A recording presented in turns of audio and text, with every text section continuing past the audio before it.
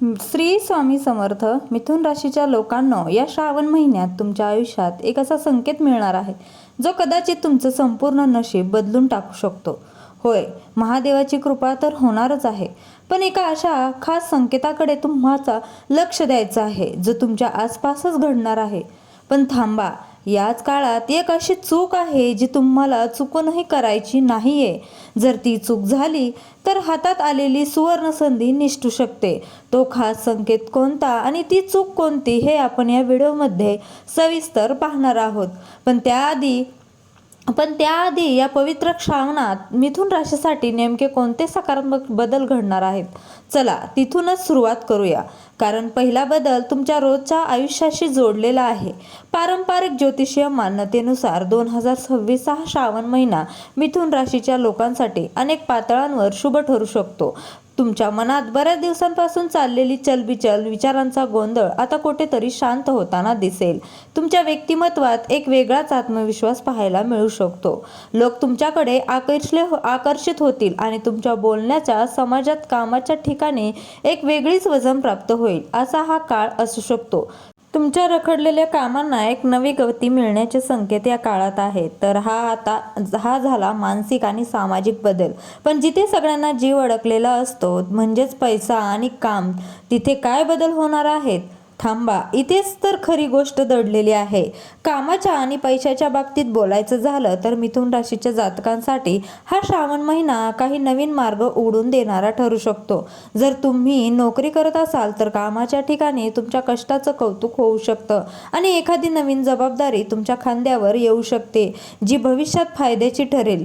जे लोक स्वतःचा व्यवसाय करतात त्यांना भागीदारीतून किंवा एखाद्या जुन्या ग्राहकाकडून चांगला लाभ मिळण्याची शक्यता नाकारता येत नाही. पैशाची आवक सुधारू शकते, पण इथे एक ट्विस्ट आहे. पैसा तर येईल, पण तो योग्य ठिकाणी टिकणार का, हा एक मोठा प्रश्न आहे. व्यावसायिक आयुष्यात तर हे बदल दिसत आहेत, पण आपल्या दारात, आपल्या कुटुंबात काय घडणार आहे? कारण तिथेही महादेवाचा एक मोठा आशीर्वाद मिळणार आहे. तो काय आहे जाणून घेऊया. श्रावण महिन्यामध्ये कुटुंबात चाललेले जुने वाद किंवा मतभेद मिटवण्यासाठी खूप चांगलं वातावरण तयार होऊ शकतं. घरात एखादं धार्मिक कार्य किंवा शुभ कार्य ठरण्याची शक्यता निर्माण होईल. जर जोडीदारासोबत काही कारणाने तणाव असेल तर तो तणाव कमी होऊन नात्यात गोडवा निर्माण होईल. ज्येष्ठ व्यक्तींच्या तब्येतीत सुधारणा पाहायला मिळू शकते. एकंदरीत घरातलं वातावरण प्रसन्न आणि सकारात्मक ठेवण्यात तुम्हाला यश येईल. कुटुंबात आनंद तर येईलच, पण या सगळ्या सकारात्मकतेच्या मागे एकच मोठी शक्ती आहे, ती म्हणजे देवादिदेव महादेवांची भक्ती. पण मिथुन राशीने या महिन्यात महादेवाची आराधना नेमकी कशी करायची? पुढचा मुद्दा खूप महत्त्वाचा आहे, हे नीट ऐका. श्रावण महिना म्हणजे साक्षात शिवशंभूंचा महिना. मिथुन राशीचा स्वामी बुध ग्रह आहे आणि बुध ग्रहांच्या दोषांना किंवा आयुष्यातील अडचणींना दूर करण्यासाठी महादेवाची भक्ती अत्यंत प्रभावी मानली जाते. या महिन्यात तुम्ही जितके महादेवाच्या चरणी लीन व्हाल, तितकी तुमच्या मनातील भीती आणि नकारात्मकता दूर होईल. महादेवाचे नामस्मरण तुमच्यासाठी एक सुरक्षा कवच म्हणून काम करेल, अशी धार्मिक मान्यता आहे. त्यामुळे रोज मंदिरात जाणं शक्य नसलं तरी घरातल्या घरात महादेवाचे ध्यान करणे तुमच्यासाठी अत्यंत फलदायी ठरू शकते. आता तुम्ही म्हणाल, भक्ती तर आम्ही करूच, पण या श्रावणात मिथुन राशीने अशी कोणती विशेष आवर्जून गोष्ट केली पाहिजे ज्यामुळे नशिबाची साथ अधिक मजबूत होईल? चला तेच पाहूया. पारंपरिक मान्यतेनुसार मिथुन राशीच्या लोकांनी या श्रावण महिन्यात दान या गोष्टीला खूप महत्त्व दिले पाहिजे. विशेषतः हिरव्या वस्तूंचे दान, जसे की हिरवे मूग किंवा गरजू लोकांना हिरवे वस्त्र दान करणे खूप शुभ मानले जाते. याशिवाय घरात किंवा घराच्या आसपास एखादं छोटंसं झाड लावणे आणि त्यांची काळजी घेणे तुमच्या बुध ग्रहाला बलवान करू शकते. रोज सकाळी उठून महादेवाला थोडे जल अर्पण करणे आणि ओम नमः शिवाय या मंत्राचा जप करणे तुमच्या रोजच्या दिनक्रमाचा भाग बनवा. यामुळे तुमच्या कामात येणारे अडथळे दूर होण्यास मदत होईल.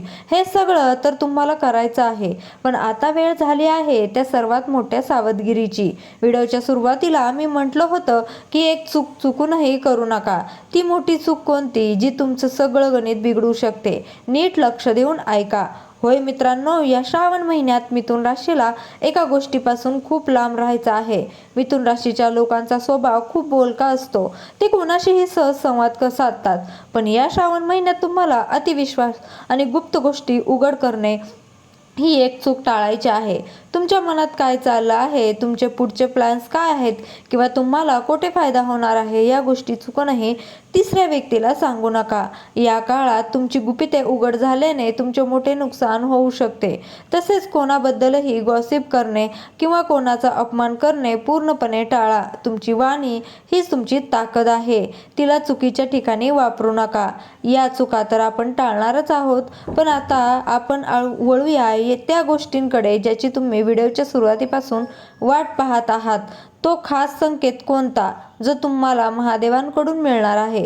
चला त्यावर अखेर पडदा उचलूया. मित्रांनो, तो खास संकेत दुसरा तिसरा काही नसून अचानक येणारे स्वप्न किंवा एखाद्या जुन्या ओळखीच्या व्यक्तींची अचानक झालेली भेट हा आहे. धार्मिक आणि ज्योतिषीय संकेतानुसार या श्रावणात जर तुम्हाला स्वप्नात वारंवार पाणी, शिवमंदिर किंवा शिवलिंगाचे दर्शन झाले तर समजा महादेवाची तुमच्यावर कृपा होत आहे. किंवा जर एखादी जुनी विसरलेली व्यक्ती अचानक तुमच्या आयुष्यात आली आणि तिने तुम्हाला एखादी नवीन संधी दिली तर तो महादेवांचाच एक संकेत समजा.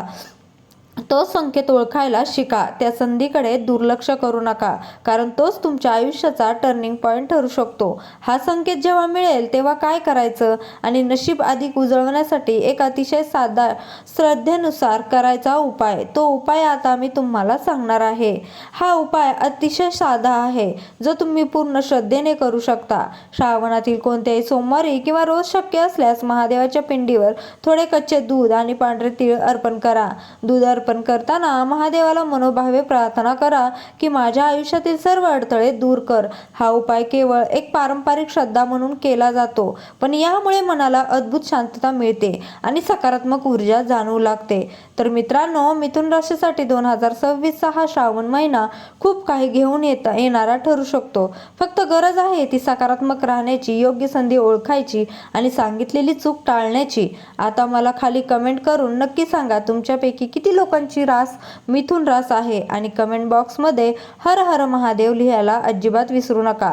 जर तुम्हाला हा व्हिडिओ आवडला असेल तर लाईक करा आणि तुमच्या मिथुन राशीच्या मित्रांसोबत शेअर करा आणि स्वामी समर्थ कृपा राशी भविष्य चॅनलला नक्की सबस्क्राईब करा. महादेवाची कृपा तुमच्यावर सदैव राहो हीच प्रार्थना. भेटूया पुढच्या एका रंजक व्हिडिओमध्ये. तोपर्यंत धन्यवाद.